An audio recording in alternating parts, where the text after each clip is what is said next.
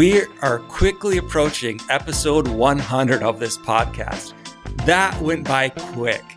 It's been a lot of fun. I've been enjoying it. The best part of this podcast is being able to help you, being able to help tile contractors.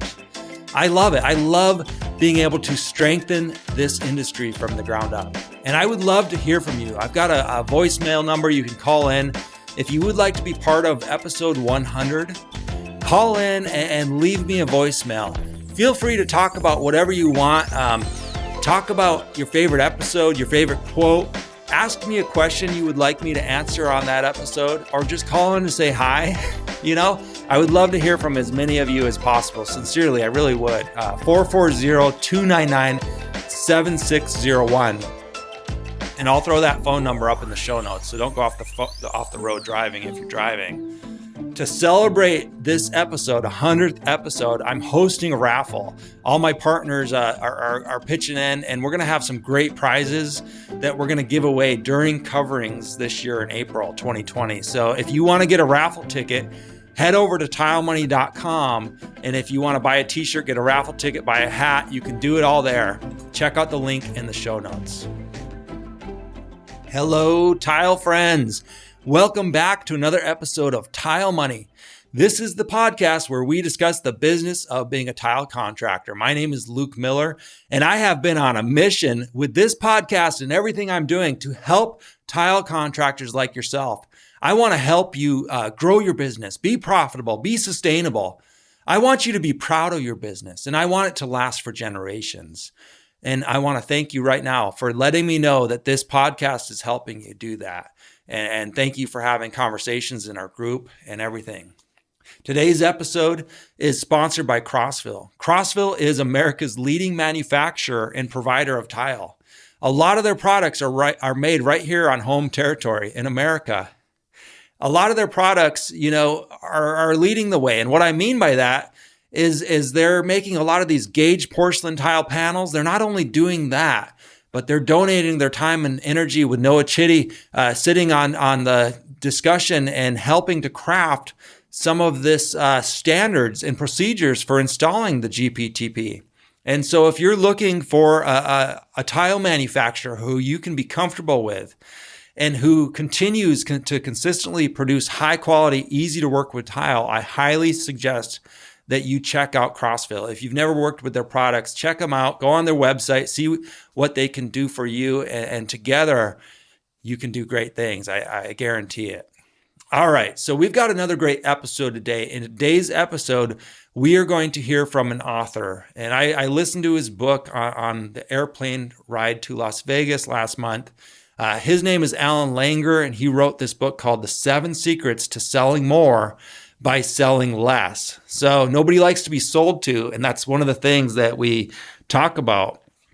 And so how can you sell less and actually end up selling more in the long run? So we're going to hear some unique challenges. Alan talks about some unique challenges that we face as contractors and as salespeople, because that's what we are, right? We're going to discuss some techniques to pricing your work and presenting your proposals when it does come time to present them to the potential client. So I asked Alan why he wrote his book and what it's all about. And here's what he said. Check it out. I've been in sales now for basically 25, 26 years. And what I always ran into, and everybody runs into it, every salesperson runs into it, is the resistance from the buyer. Because the buyer doesn't want to talk to a salesperson. Yeah. And what I did was, when I had the idea of the book in my head, what really got me going on it was, and this is in the first chapter, I started asking people as I was sitting in a coffee shop, and I said, hey, can I ask you a question? Do you like meeting with or talking with a salesperson? Right. And I started keeping track. And I stopped at, I think, 251 people, because every single one of them said no. I never got a yes. Yeah. And then I'm like, well, I knew a lot of colleagues in the in-home selling business. And I said, let me ask all these guys, these salespeople, when you're not selling, when you have to buy something, you like meeting with a salesperson? 68, all no. So I'm like, that's a problem. Yeah. Like, everybody has to buy something from somebody, but nobody wants to meet with a salesperson. So then I started thinking about, why is that? And it goes back to, the whole sales industry was always about getting one over on the customer. It was always about, trying to sell something that someone didn't want, or they're high pressure, all that stuff. And that became the perception of the salesperson. And it still is today, even though you've got the internet. People that, I think that's one of the reasons why sales on the internet is actually, has actually exploded since it's been on, because you don't have to deal with a human being. You can just pick what you want. Yeah. And so the salesman has to realize, the salesperson today has to realize that nobody wants to meet with them. Even if they need their product, they still don't want to meet with you to deal with it. So you have to overcome that, and you have to become the salesperson that someone wants to talk to. And that's what my book's about. All right. So Alan saw a problem in the industry. No one likes to be sold to. No one seems to want to deal with a salesperson. Even when we're going to buy something that we want and need, oftentimes we will do our best to avoid dealing with a salesperson. We just don't want to do it. But as business owners, as contractors, we have to learn to sell ourselves.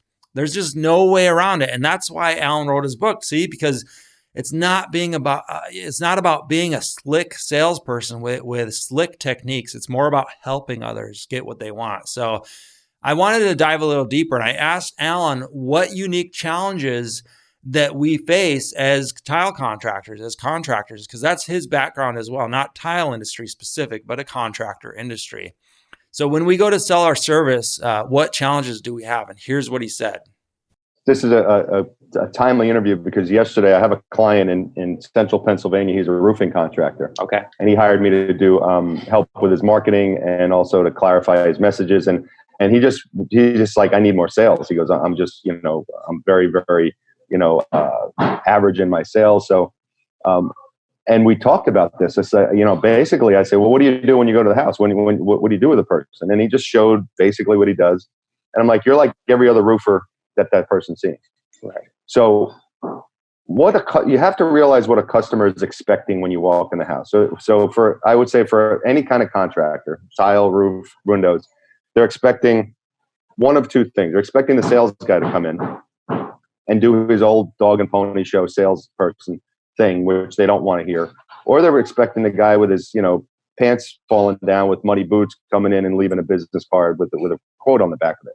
So those are the two biggest fears from a homeowner when they're hiring an independent contractor to do work. So you have to be the opposite of both. Mm-hmm. And as soon as you're the opposite of both, you just elevate yourself way above everyone else that they're seeing. Now, there may be another one of you or another company that might be doing that, but now it's just between you and him rather than you and the 10 other people that they're thinking of doing. Because as soon as they see the professional contractor, that's a sigh of relief. As soon as they see you're not going to give them a sales pitch, that's another sigh of relief. Now it just comes down to, wow, I really like this guy. Let's figure out how we can get this done from a pricing standpoint. Right. I love it. It's funny, both of those, descriptions, the contractor that comes in and is polished, maybe he's wearing a suit and tie and he's really pitching them hard. And then the complete opposite, the guy who's coming, at 6:00 at night on his way home from work. Right. Neither of those are good experiences for either party. Right. and what happens is people live with stuff that they need to fix because they're afraid to actually have that experience. Yeah. I'll tell you a quick story. I think I put the story in the book if I remember. I went on a ride along with a rep, and he was he was a young rep, and he just went through the sales training, and he was doing the whole sales pitch, and the people were very nice and gregarious, and they were just really receptive. They needed windows. It was a window appointment. And he just screwed it up. He just kept doing the sales pitch rather than reading them. Yeah. And at the end, and I just kept my mouth shut because I didn't want to interfere. I just wanted to see how he was going to handle what they were doing. And the guy got so upset with him, he left the table. He's like, I'm done. Please leave my house. And he walked out of the room. So we left. Now, the windows were, when I'm saying they were in bad shape, they were in bad shape. Yeah. I drove by that house 3 years later, and they still hadn't replaced their windows. Yeah. And that's because they had such a terrible experience with this rep that they were afraid to have someone else in. So they lived with these windows for an additional 3 years. That to me is like such a disservice to a human being. Like, why would you do that to somebody just because you want to make a buck? It really, that's the other thing is like, this is about helping people and giving them what they want and making them happy. Much more than, making money. Making money is the byproduct of that. But if you're not doing this for the right reason, then do something else, because that to me was a shame that these people were so upset about the experience that they never change their windows. All right. So obviously a bad sales experience with a bad salesperson can ruin somebody and have such a negative effect on them that they don't ever want to buy again. Now, I don't believe that any of you out there are doing that to your potential clients. From what I gather, most of us, including myself, we fall into that first category. And that's the category of not having a plan, not having a presentation. We show up in our muddy boots or whatever, a thin set all of our pants, and we wing it. And that's also not a great experience for our potential clients to have. That's also not something that necessarily is going to work in our favor. Sometimes we think it is, but it doesn't. All right, now we've got some Tile Money news.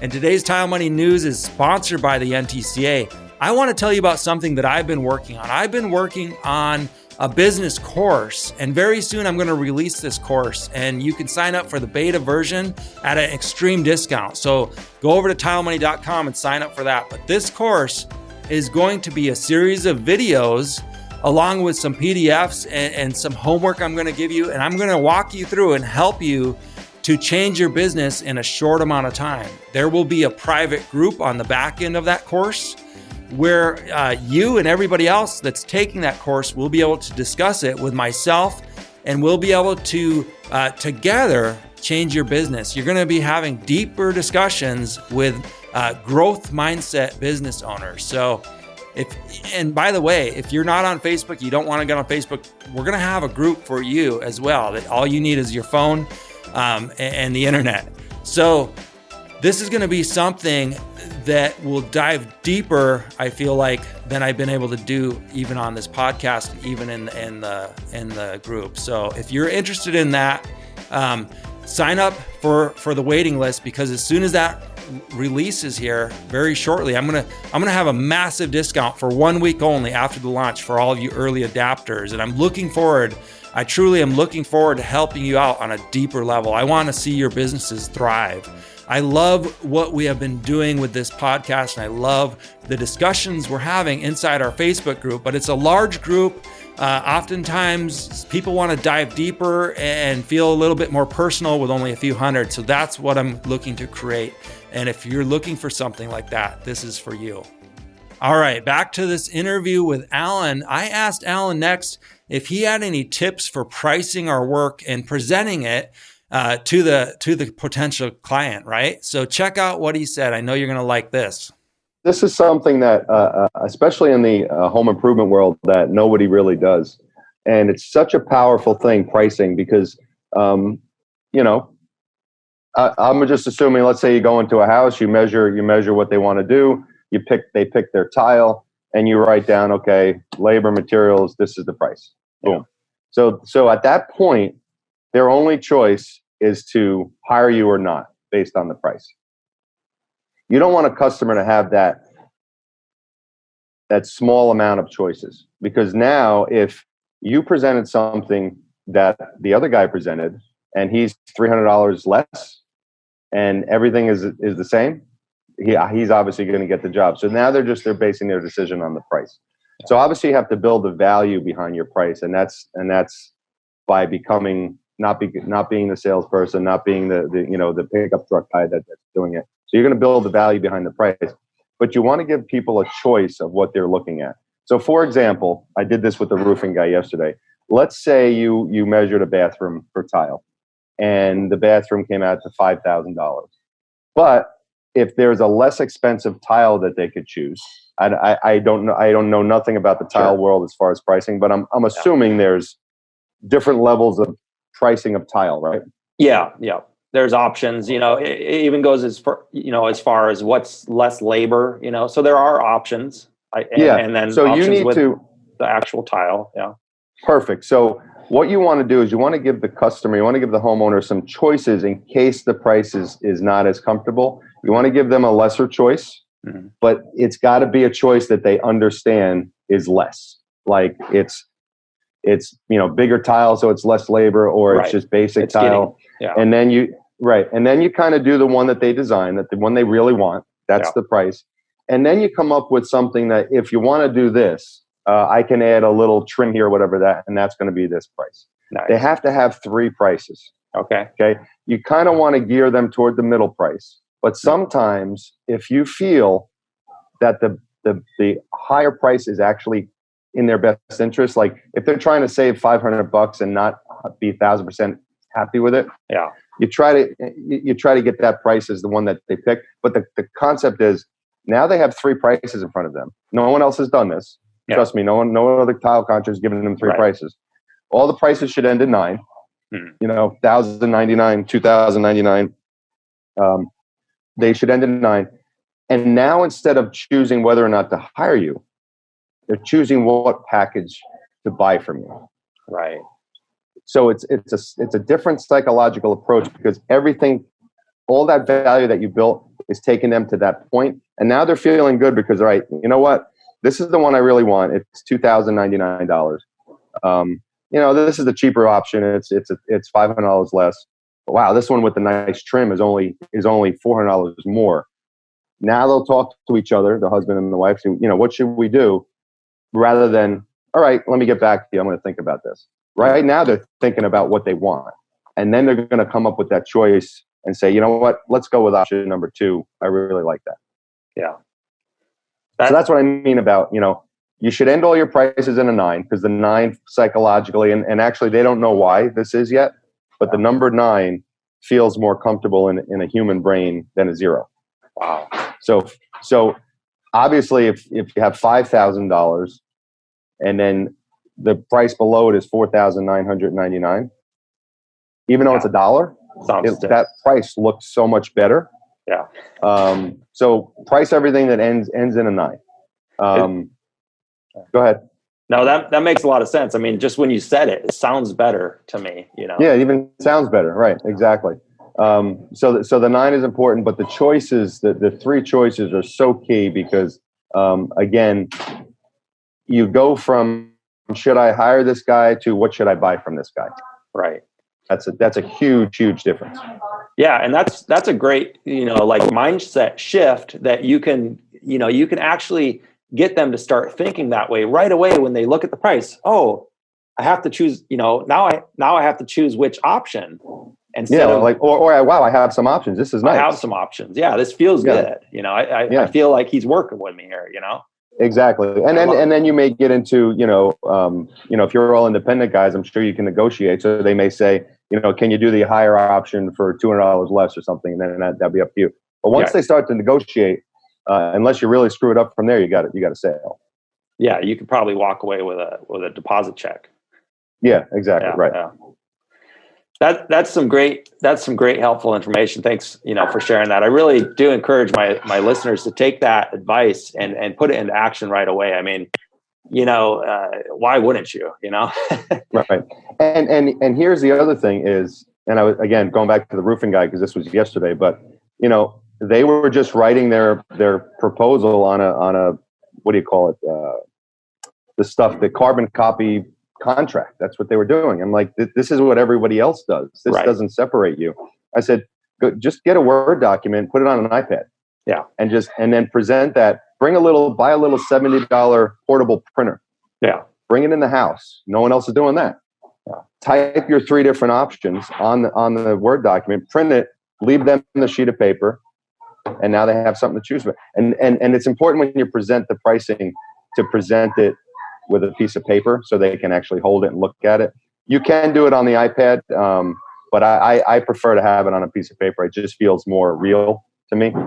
Yeah. That's just my personal preference. But move your stuff, move whatever you're showing, get rid of the 3-ring binder, put everything on your iPad. Okay. An iPad, invest in an iPad, show everything, show how you're measuring, you can show pictures of the tiles before and after pictures. All of that stuff should be on your iPad and no longer in a 3-ring binder. Those are the old days. Yeah. It's slick. It's modern.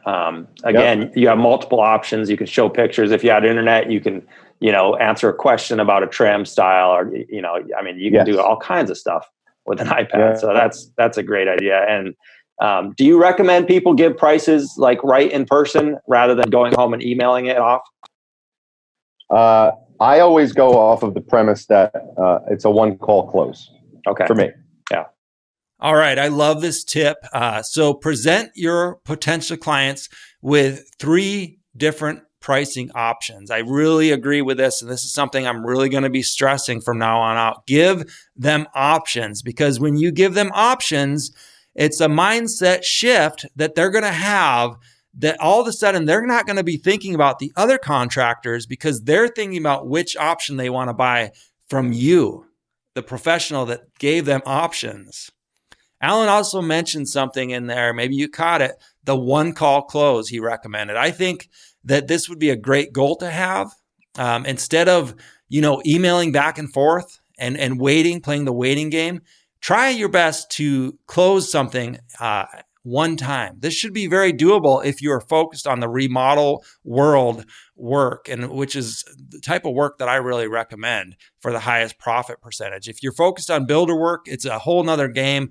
They're going to heavily base their decision off of competitive prices. So anyways, I thought that would be a good goal, to close a job with one sitting or one sales pitch. All right, we've got another Tile Money tip, and this Tile Money tip is sponsored by Laticrete. This is another clip from back in September, the Tile Money event that we had where Ron Nash taught that class. And I want you, if you missed it, be on the lookout. This summer of 2020, we're going to have our first ever 2-day event. So this is really exciting. I'm going to add multiple speakers. We're going to have a lot of fun there. But check out this clip where Ron talks about what a BATNA is. Anybody ever heard the term BATNA? BATNA it's an acronym. It stands for Best Alternative to a Negotiated Agreement. I'm going to illustrate it right now for you. We're buying a truck. Okay? I have a person that actually buys vehicles for me, and it's great. I tell him how much I want to buy, or what vehicle I want to buy. He starts shopping for me. He gets down to 3 options. When I get those 3 options, he arranges a meeting with the sales people. I show up with cash money in envelopes. It's hilarious. People have never seen this before. They don't even know how to react to it. And I'm going to tell you how I did it. When I was 16 years old, I worked for my father, general contractor. I remember like it was yesterday. We were at a job site.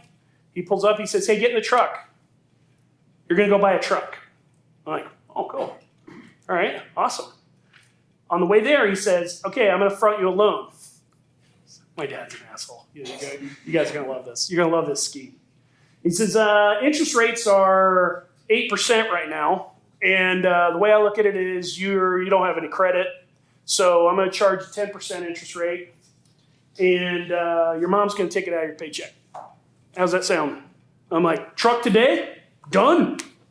I get a truck today. I'm good. So we go to the thing. I buy a Chevy Silverado. Back in the day.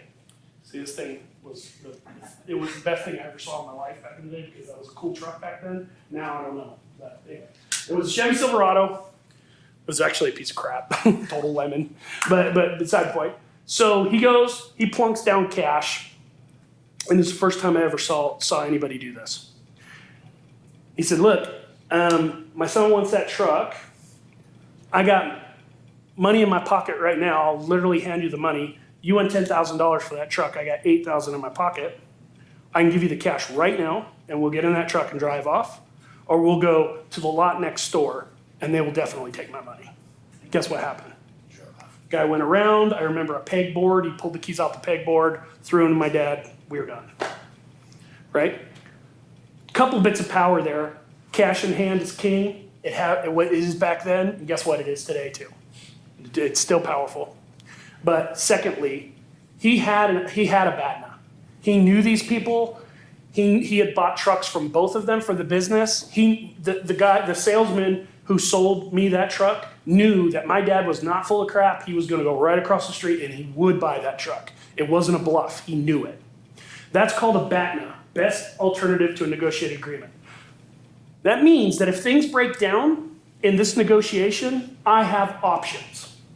This is why customers who are savvy get 3 bids. 3 is the magic number, by the way. If you're working with people and they're getting 5, 6, 7 bids, they're wasting their time after 3. By the way, that's the same for y'all. If you guys are buying anything after 3 statistically is a waste of time. Okay? And I wouldn't even go, it all depends. It all depends. Anyway, so best alternative to a negotiated agreement. Perceived power is no different than real power. And that's really what this is working on.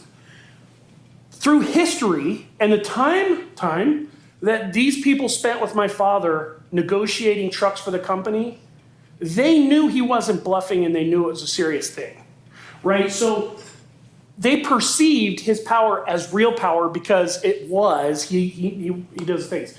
I will tell you that people also bluff BATNAs. They really do. They say things that you might have heard before. Has anybody ever heard this in a contract, I'm sorry, you don't do contracts. In a price negotiation where the guy would say, hey, look, I got another contractor that will do it for $2,000 or whatever. Anybody ever had that happen to him? What are they projecting on you? They're looking for a price only. Yeah, they're saying, hey, I got options. So that is an effort to commoditize your work, right? Now we can talk about strategies to counter tactics to that, and we will after the break. We will. But the point is that you have to have BATNAs as well. So let's consider this for a second. What is your BATNA? Anybody in here got multiple jobs stacked up on one another? All right. Can you project that in a soft way to a customer? In a presentation? How? Let me check my schedule. Yeah, hey, you know what? Out of the gate, I think I can get you into these numbers that you want to make this decision by Friday, but I just want you to know our calendar is filling up. Our calendar is filling up is a projected BATNA. All right? And our calendar is filling up is actually quite a powerful, soft way to get a customer who's on the fence to walk towards closing. All right? By the way, all of these things I'm going to tell you today have a hard angle to them and a way that you can take the edge off of it. My suggestion is that you always take the edge off of it. Okay? Because I can make all of these pressure tactics really hard sounding. And I don't suggest you do that because it's damaging to relationships. And I don't want you to damage relationships. If anything, I want you to leave here understanding how you can make your customer have the smoothest relationship with you as possible. All right. I love Ron's stories, as I know you are enjoying them as well. What a great lesson that his dad taught him. And that was on multiple levels. If you think about it, that story he told about his dad buying that truck, he learned multiple lessons that day that have no doubt helped him throughout the years. But did you catch what a BATNA is? The best alternative to a negotiated agreement, BATNA. So the example that Ron gave for us to use is we could say something as simple as our calendar is filling up. And I know that this is true for so many of you. Some of you are booked out a year in advance. So I challenge you to come up with another BATNA that you can use in your business. And I would love to hear from you on this. Post it on Instagram or inside our Facebook group. Tag me, tag Ron, and make sure you say, this is my BATNA that I've came up with. Let us know. And after we get a handful of these, I'll tell you what, I'm going to pick one. I'll probably converse with Ron, and we're going to pick the best one that we like, and I'm going to send you a t-shirt. So tag us, come up with your own BATNAs, and listen, I truly hope you've benefited from this episode. Alan delivers a lot more value. There's more to this episode, that interview. I'm going to post the rest of that interview in the month of August, when August theme is all about sales. For the whole month, we're going to talk about sales. But for now, if you want to learn more, go check out Alan's website, alanlanger.com, and I'll have the link in the show notes again. Send him an email. Alan gave us a gift here, friends. Send him an email. And the first 2 of you who email him, mention that you heard him on my podcast, the Tile Money podcast. The first 2 of you will receive a free book. So Alan at alanlanger.com. I'll have the email address in the show notes as well. But send him an email. Tell him that you appreciated his interview, and he'll send you a free book. How cool is that? So I truly hope that you enjoyed today's episode. I hope I've given you something to think about, something that you can apply in your business today. And next week's episode, next month, is all about employees. And so next week, I interviewed Dan Welch, and Dan delivered a lot of value. Dan has about 60 employees. So you can imagine that he knows a lot about this topic, and he shares a lot of valuable information when it comes to hiring employees, training employees, retaining employees. We really dove deep on these subjects, and I'm looking forward to having you listen, because I know this is a pain point right now for a lot of you. So if you're enjoying this podcast, if you enjoy Tile Money, please consider leaving me a 5-star review. You can head over to ratethispodcast.com/Tile Money, or follow the link inside the show notes.